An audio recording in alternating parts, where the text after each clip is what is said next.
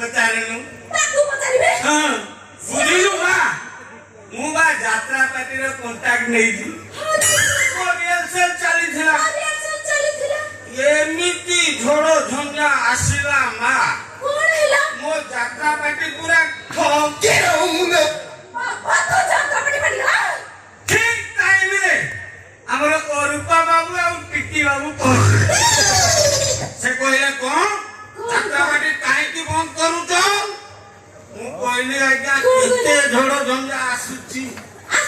ସେ କହିଲେ କଣ ନା ଆମେ ଉଭୟ ପାର୍ଶ୍ୱରେ ରହି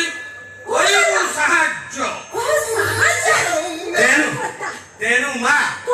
ମୋ ରିହର୍ସାଲ ଚାଲିଲା ଗୋଟେ ଦିନ ରିହର୍ସାଲ ଚାଲିଥାଏ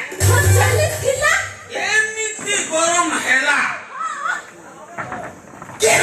ବାରିକଡେ ଯାଇ ଟିକେ ହାୱା ଖାଉଥିଲି ଏଇ ସମୟରେ ଶଳା ପୋଲିସ ପହଞ୍ଚିଗଲା